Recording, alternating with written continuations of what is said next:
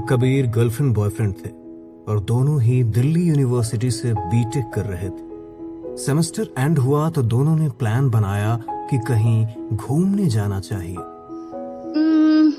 उदयपुर चलते हैं या फिर Jaipur?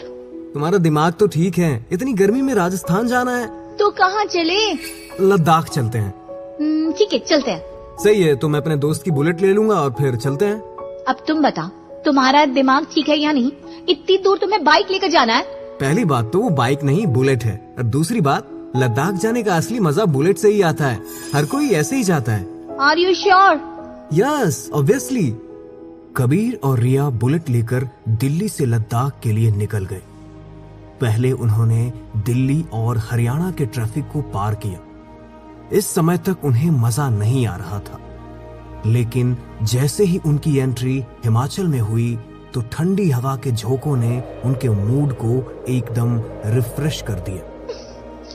Wow, what a relief. Seriously, पहाड़ों की बात ही अलग है। लेकिन तुम्हें पता है, मैंने सुना है पहाड़ों पर वो होता है।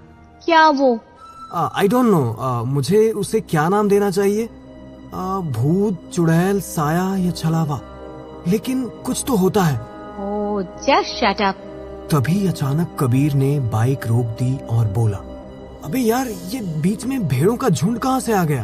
पागल मत बनाओ कबीर, सामने कुछ भी नहीं है, चलो चुपचाप। रिया, मजाक मत करो, सामने इतनी सारी भेड़ है और तुम कह रही हो कुछ है ही नहीं। वो देखो, भेड़ों के साथ एक छोटी सी लड़की भी है।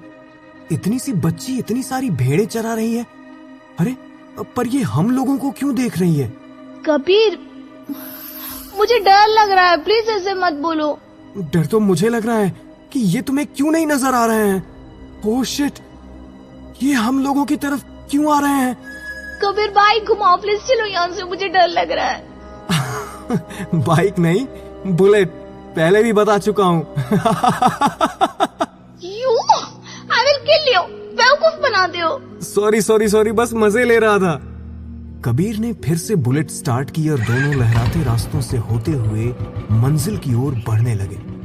शाम के करीब वो दोनों मनाली पहुंच गए। चलो यार, पहले पेट पूजा कर लेते हैं, ये भूख अब बर्दाश्त से बाहर है। हाँ बिल्कुल। दोनों ढाबे में जाते हैं और खाना खाते हैं। यहीं रुक जाते हैं आज रात? नहीं, जब चल ही रहे तो अब चलते रहते हैं। अभी चलेंगे तो सुबह तक लद्दाख पहुंच जाएंगे।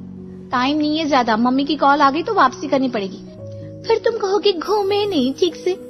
तभी ढाबे वाला बोल पड़ा, बेटा, रात में पहाड़ों में सफर मत करना, अच्छा नहीं होता। यहाँ वो होता है। हमें सब पता है अंकल, क्या होता है क्या नहीं होता है। डरावनी कहानियाँ सुनाने से हम डरेंगे नहीं। रिया, अंकल सही कह रहे हैं। चुप रहो ना, अब मैं तुम्हारे डराने से नहीं डरने वाली। कबीर ने हार मानकर बुलेट स्टार्ट की और दोनों निकल पड़े। रात गहराती जा रही थी और रास्ते में सन्नाटा पसर चुका था। चारों ओर अंधेरा और हवा की आवाज अजीब सी लग रही थी। क्या तुम्हें भी लग रहा है कि कोई देख रहा है? हाँ, मैं देख रही हूँ, बकवास मत करो।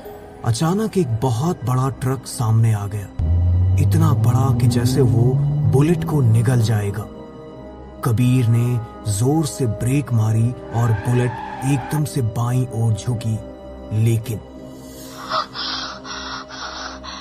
बच गए। हाँ, लेकिन वो ट्रक गया कहाँ? दोनों मुड़े, देखा ट्रक तो गायब था। ये क्या मजाक है? ट्रक इतना बड़ा और अब कुछ भी नहीं। कबीर ने खाई की ओर देखा, वहां भी कुछ नहीं। ये कुछ ठीक नहीं है रिया। अब क्या कर सकते हैं, बस चलते रहो। दोनों ने खुद को संभाला और सफर जारी रखा। कुछ ही घंटों बाद वो लद्दाख के पास पहुंचने वाले थे। वहां उन्हें दिखा कि एक एक्सीडेंट हो रखा था, लेकिन वो रुके नहीं। मुझे ऐसा लगा कोई औरत रो रही थी। अरे जाने दो, यहाँ किसी पचड़े में पड़ना सही नहीं है। थोड़ी दूर जाकर अचानक बुलेट बंद हो गई। अबे यार, ये तो स्टार्ट ही नहीं हो रही। अब क्या करेंगे? देखता हूँ। कबीर बाइक देखने के लिए नीचे बैठ गया। रिया भी उसके पास बैठ गई और तभी अचानक एक कार रुकी। क्या बात है भाई साहब, बुलेट धोखा दे गई क्या? हाँ, जरा हेल्प मिल जाए तो अच्छा होता। जवाब नहीं आया। कबीर ने सिर उठाया तो वहां कोई नहीं था। रिया, कोई था ना यहाँ? तुमने वो आवाज सुनी? हाँ यार, अब ये क्या नया तमाशा है? पहले ट्रक, अब ये। तभी एक आदमी की आवाज आई। इतना परेशान क्यों हो रहे हो बेटा? रोड पर क्यों बैठे हो? ये हमारा गांव है, चाहो तो साइड में टेंट लगा लो, सुबह निकल जाना। जी अंकल, हम यहीं टेंट लगा लेते हैं, यही बेस्ट रहेगा। दोनों ने टेंट लगाया और अंदर जाकर लेट गए। एक बात बताओ, जब तुम डरते हो ना तो बहुत क्यूट लगते हो। हंसी आ रही है? तुम्हें नहीं लगता ये सब अजीब है?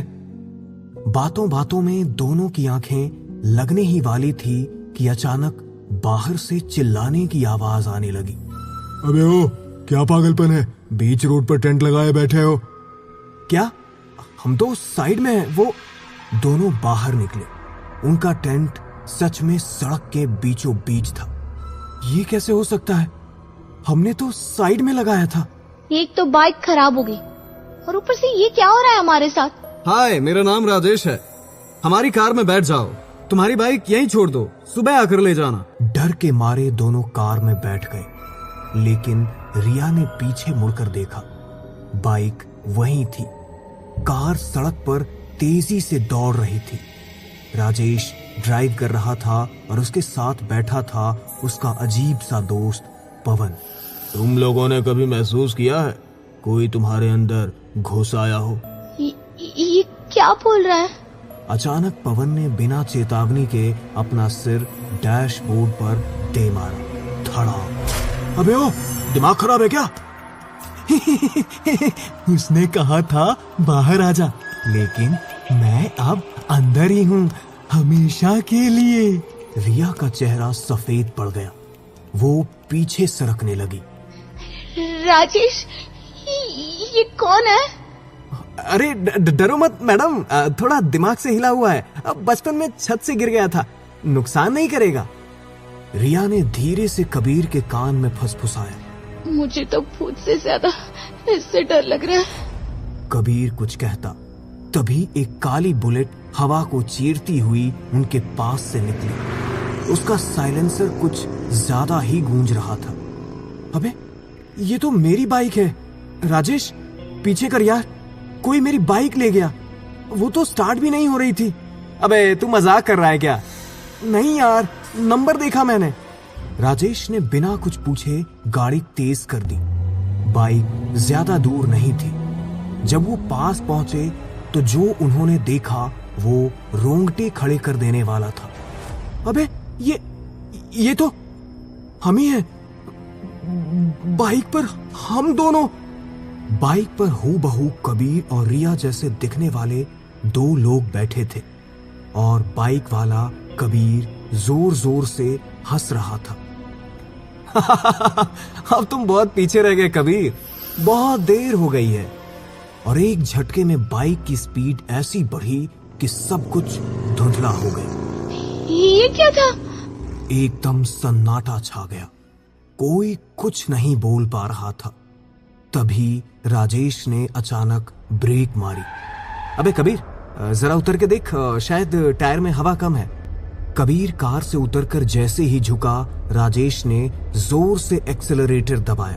अबे ओ, रुक! कार धूल उड़ाती हुई गायब हो गई। कबीर गुस्से और हैरानी में चिल्लाता रह गया। हे भगवान, अब मैं क्या करूं? 5 मिनट बाद सामने से एक लड़की लड़खड़ाते हुए आती दिखी। वो रिया थी, लेकिन बुरी तरह घायल। कबीर, मैं चलती कार से कूद गई, वो लोग दरिंदे हैं। कबीर उसे पकड़कर लिपट गया। वो कांप रही थी। रिया, तू ठीक है ना? हाँ बस। तभी उसका मोबाइल बजा। स्क्रीन पर दिखा रिया कॉलिंग। कबीर ने डरते हुए फोन उठाया। कबीर, मैं चलती कार से कूद गई हूँ, बहुत दर्द हो रहा है, आ जाओ प्लीज। कबीर की आंखें फैल गई। कबीर के सामने 2 रिया थी। एक उसके सीने से लिपटी कांप रही थी और दूसरी फोन पर मदद की गुहार लगा रही थी। तू कौन है? अब समझे असली कौन है? उसका चेहरा अचानक बदलने लगा। आंखें काली पड़ गई, होंठ नीले और चेहरा पिघलता हुआ सा लगने लगा। कबीर पीछे हटने लगा। उसके हाथ से मोबाइल गिर गए। फोन से अभी भी आवाज आ रही थी। कबीर कोई मेरा चेहरा ले चुका है, जल्दी आओ। कबीर ने खुद को छुड़ाने की कोशिश की, लेकिन अब वो रिया नहीं थी। वो किसी और ही चीज में बदल चुकी थी। एक सड़ी गली औरत की लाश, जिसकी आंखें उल्टी थी और चेहरा बुरी तरह जला हुआ था। तुम दोनों ने मुझे जलते देखा था, भागे थे, अब भागोगे कहाँ? हम कौन? नहीं, हम तो पहली बार इधर आए हैं इधर। झूठ। तुम और रिया इसी मोड़ पर गाड़ी चला रहे थे। तुमने एक्सीडेंट किया और मुझे सड़क पर छोड़कर भाग गए। मैं चलती रही, तुम हंसते रहे। कबीर की सांस रुकने लगी। वो एक्सीडेंट, वो सपना था? नहीं, और अब तुम फिर वहीं लौट आए हो। कबीर जोर से चीखा, लेकिन किसी ने नहीं सुना। तभी कार की रोशनी फिर से दिखी। असली रिया खून से सनी दौड़ती आई। कबीर भागो, वो मैं नहीं हूँ। कबीर उसकी ओर भागा, लेकिन बीच में वो छाया आ गई। एक बार मरते हैं, बार बार नहीं। छाया ने कबीर और रिया दोनों की गर्दन एक साथ पकड़ ली। दोनों जमीन पर गिर पड़े। आंखें खुली की खुली रह गई। चारों ओर सन्नाटा छा गया।